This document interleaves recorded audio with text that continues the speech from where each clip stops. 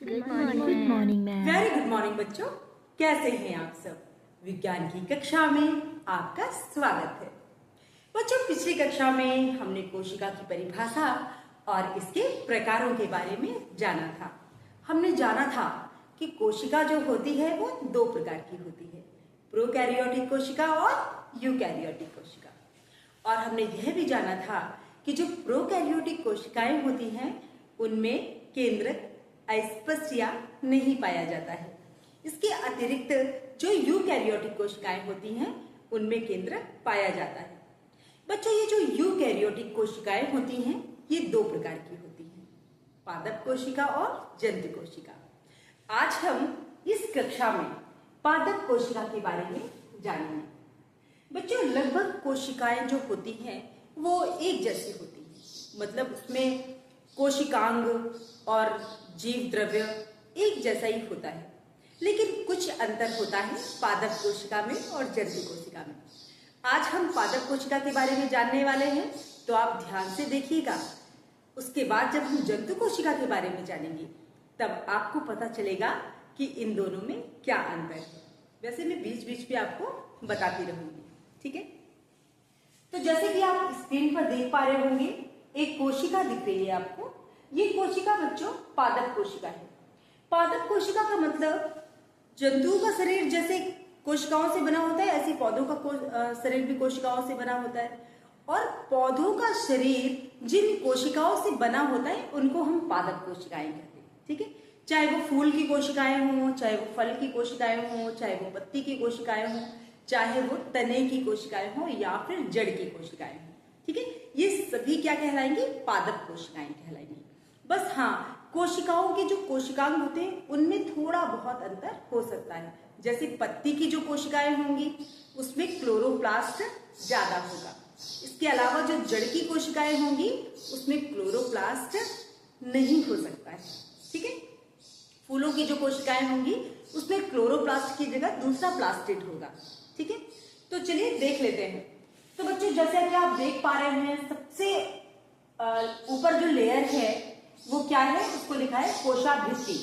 तो सबसे ऊपर की जो लेयर होती है पादप कोशिका में वो कोशाभित्ति कहलाती है, ठीक है। ये जंतु कोशिका में नहीं पाई जाती। जैसे आप लोग कोई पौधा लें और उसको छीले तो आप समझ लीजिए जो उसका छिकला है या छिलका है वो क्या है? वो कोशाभित्ति है, ठीक है। तो कोशाभित्ति और कोशाभित्ति के जस्ट अंदर क्या है? कोशा झिल्ली। ये दोनों में पाई जाती है, पादप कोशिका में भी और जंतु कोशिका में। तो सबसे पहले पादप कोशिका में कोशाभित्ति होती है, उसके बाद कोशिका झिल्ली होती है। और कोशिका झिल्ली के अंदर एक द्रव पदार्थ होता है, पूरे में बिखरा हुआ होता है। इस द्रव पदार्थ को हम साइटोप्लाज्म या कोशा द्रव्य कहते हैं। ये बच्चों जेली की तरह संरचना होती है। इसमें 80% लगभग पानी होता है और खनिज लवण वगैरह होते हैं, ठीक है। सारी कोशिकाओं में इस जेली की तरह जो पानी है इसमें ही डूबे रहते हैं, फिक्स रहते हैं, ठीक है।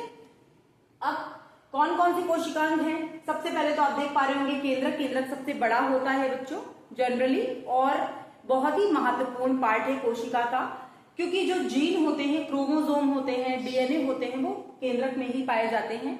और केंद्रक के चारों ओर एक झिल्ली पाई जाती है जो छिद्रनुमा होती है, जिससे पदार्थों का आदान प्रदान हो सके। इसके अंदर एक आप गोला गोला सा देख रहे होंगे बॉल की तरह, ये न्यूक्लियोलस या केंद्रिका इसको कहते हैं, ठीक है। इसके अंदर जो द्रव्य भरा हुआ है उसको हम लोग कहते हैं केंद्रक द्रव्य, ठीक है। अब जैसे हम लोग कोशा के अंदर जो एक द्रव्य भरा हुआ है उसको हम कहते हैं कोशा द्रव्य, ऐसे ही केंद्रक के अंदर जो द्रव्य भरा उसको क्या कह रहे हैं हम लोग? अभी बताया मैंने जैसे केंद्रक द्रव्य, ठीक है। इन दोनों को मिला के बनता है जीव द्रव्य, ठीक है बच्चों। अब आ जाते हैं हम, देखिए आप लोग देख पा रहे होंगे कि केंद्रक के दोनों तरफ क्या है? कुछ लंबी लंबी सी नलिकाएं हैं, है ना। कुछ खुरदरी है और कुछ चिकनी है। इन लंबी लंबी सी नलिकाओं को हम लोग अंतः प्रद्रव्य जालिका या एंडोप्लाज्मिक रेटिकुलम कहते हैं। ये खुरदरी जो है ये राइबोसोम के कारण, छोटे छोटे से राइबोसोम्स इसमें पाए जाते हैं, तो खुरदरा बनाते हैं।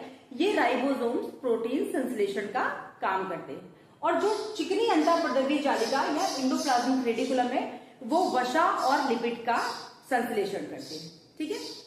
ये कंकाल तंत्र भी प्रदान करती है, सुदृढ़ बनाती है। इसके अलावा आप देख पा रहे होंगे बड़ी सी एक रिक्तिका है। ये जो रिक्तिका होती है इसमें पानी होता है, खनिज लवण होते हैं, इसके साथ ही अपशिष्ट पदार्थ जो भी कोशिका में विषैले पदार्थ या कोई भी अपशिष्ट पदार्थ होते हैं ये इसी रिक्तिका में पहुंचा दिए जाते हैं। ठीक है, उसके बाद ये इस रिक्तिका के द्वारा ही बाहर निकाल दिए जाते हैं। इसके अलावा जो चूंकि ये पादप कोशिका है इसमें क्लोरोप्लास्ट पाया जाता है। ठीक है, क्लोरोप्लास्ट के साथ में माइटोकॉन्ड्रिया भी है। आप देख पा रहे होंगे जूते की तरह संरचना आपको दिख रही है छोटी छोटी सी, ये माइटोकॉन्ड्रिया है। ये ऊर्जा उत्पादन का काम करते हैं।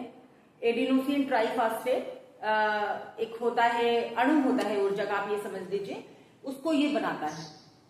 ठीक है, इसके अलावा आप देख पा रहे होंगे कि कई और नलिकाओं की तरह संरचना दी गई है। इसको हम लोग गोल्गी काय या गोल्गी कॉम्प्लेक्स कहते हैं। ठीक है बच्चों, ये जो गोल्गी काय या गोल्गी कॉम्प्लेक्स है ये क्या करता है, प्रोटीन को और लिपिड्स को जहां पर हमें जरूरत है, जैसे अभी मैं बोल रही हूँ और मेरा मुंह चल रहा है तो जहां की ऊर्जा खत्म हो रही है ना, तो और बाकी कई जगह पार्ट ऐसे हैं जो काम नहीं कर रहे हैं, वहां की ऊर्जा, कोशिका में तो ऊर्जा है तो वहां की ऊर्जा बनी हुई है, तो उस ऊर्जा को यहां तक पहुंचाने का काम करेगा। मतलब जहां पे जरूरत है जिस चीज की, जहां प्रोटीन की जरूरत है, जहां फैट की जरूरत है, ये जहां जहां जरूरत है वहां वहां ये गोल्गी बॉडीज जो है, गोल्गी काय जो है, ये पहुंचाने का काम करती है। ठीक है बच्चों, अब आ जाते हैं हम लोग लाइसोसोम। ये आप थैली देख पा रहे हैं छोटी सी, ये लाइसोसोम है। इसमें एंजाइम्स पाए जाते हैं, पाचक एंजाइम्स। तो क्या होता है, जैसे कोई कोशिकांग खराब हो जाता है, इसमें कोई प्रॉब्लम आ जाती है, तो ये उस कोशिकांग के ऊपर ये अपना एंजाइम छिड़क देता है, जिससे वो नष्ट हो जाता है, डिजोल्व हो जाता है और जो कोशा द्रव्य है उस पर मिल जाता है। लेकिन अगर कोई बहुत महत्वपूर्ण पार्ट खराब हो जाए, जैसे केंद्र खराब हो जाए या फिर बहुत सारी कोशिकांग एक साथ खराब हो जाए, तो इस स्थिति में क्या होगा, ये जो लाइसोसोम है ये फट जाएगी और पूरी कोशिका में इसका एंजाइम फैल जाएगा और ये कोशिका नष्ट हो जाएगी। इसलिए लाइसोसोम को आत्महत्या की थैली भी कहते हैं। ठीक है बच्चों, तो कितनी सारी चीजें आपने जान ली। आपने जान ली सबसे बाहर है आपका कोशाभित्ति, उसके बाद है आपका कोशिका झिल्ली, उसके बाद है आपका कोशा द्रव्य है जिसके अंदर कोशिकांग है, केंद्रक है, केंद्रक के अंदर क्रोमोसोम है, केंद्रक द्रव्य है, इसके साथ ही केंद्रिका है और उसके अगल बगल चारों तरफ अंतःप्रद्रवी जालिकाएं हैं। खुरदरी अलग है और चिकनी अलग है। इसके साथ ही गोल्गी बॉडीज हैं, गोल्गी काय जिसको हम लोग कहते हैं, क्लोरोप्लास्ट है, माइटोकॉन्ड्रिया है, रिक्तिकाएं हैं और साथ में ये जो राइबोसोम के साथ लाइसोसोम है। ठीक है, तो ये सारी चीजें हो गई, ये सारी चीजें कोशिकांग हैं। ठीक, अब ये तो हुई पादप कोशिका की बात। अब अगली कक्षा में हम जानेंगे जंतु कोशिका के बारे में। तो कुछ चीजें जो पादप कोशिका में पाई जाती हैं वो जंतु कोशिका में नहीं पाई जाती हैं और एक दो चीजें ऐसी हैं जंतु कोशिका में जो कि पादप कोशिका में नहीं पाई जाती। तो जब आप दोनों का अध्ययन करेंगे उसके बाद ही आप अंतर इसको जान पाएंगे। ठीक है, आज के लिए इतना ही। अब मिलते हैं अगली कक्षा में, तब तक के लिए बाय बाय।